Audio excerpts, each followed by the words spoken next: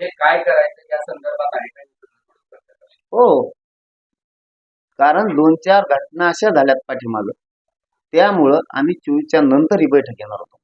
नाविलाज आहे आमचा, आम्हाला 17ला घ्यावं लागते. कारण 2-4 घटना आमच्यावरती विश्वास उडाण्यासारख्या सरकारकडून झालेल्या आहेत. त्यामुळं आम्ही का सावध होऊ नये? सरकारवर आम्ही 100% 24 डिसेंबरपर्यंत दादा विश्वास ठेवला. काय घटना आहे?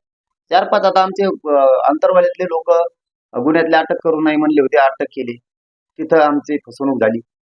गुन्हे मागं घेऊ म्हणले, ते घेतले नाही. तिथं आमच्याशी फटकाच झाला. तुम्ही त्याचं ऐकून आमच्या आरक्षणाचे स्टेटमेंट बदलायला लागला. म्हणजे तुम्हाला मराठा समाजाला किंमतच द्यायची नाही असा त्यातून अर्थ निघाला लागला. तुम्ही मराठा समाजाला अन्यायच करायचं ठरवलंय, ते आम्ही नाही ना सहन करणार. इथं गप्पा मारत नाही किंवा प्रेस पुढे बोलतोय म्हणून बोलत नाही. इथं पूर्वीचा मराठा नाही राहिला आता. स्वतःच्या लेकरासाठी मराठा समाज आता शांततेत पण कोणत्याही टोकाचं आंदोलन करू शकतो या भूमिकेत आहे. आणि जेवढे पक्ष आहेत तेवढ्या पक्षातल्या नेत्याला न जुमानता स्वतःच्या लेकरासाठी मराठा आता रस्त्यावर येऊ शकतोय. आणि आमच्या डोळ्यात देखता अशा फसवणूक झाल्या. महाराष्ट्रातल्या सगळे गुन्हे मागे घेऊ म्हणले होते, तेही आणखीन घेतलेले नाही. ही झाली 4थी फसवणूक. 5वी आम्हाला लेखी देऊ म्हणले होते, आणखीनही दिलं नाही. ही झाली 6वी फसवणूक.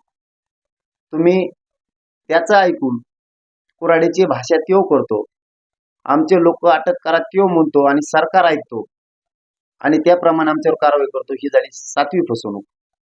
त्यांच्याच पाहुण्यांनी त्यांचेच हॉटेल जाळलेलं असताना आंदोलन ह्या मराठ्यांचं बदनाम केलं. आमचे नांदेड जिल्ह्यापासून लातूर, नायगावचे, बीड, माजलगावचे लोक विनाकारण गुंतवले.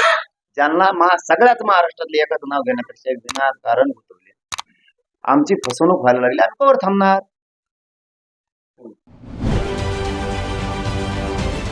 राजकारणातील प्रत्येक अचूक बातमीचे सर्वात आधी अपडेट्स मिळवण्यासाठी सरकारनामाच्या सर्व सोशल मीडिया प्लॅटफॉर्मला लाईक, फॉलो आणि सबस्क्राईब करा. तसंच सर्व नोटिफिकेशनसाठी बेल आयकॉन प्रेस करायला विसरू नका.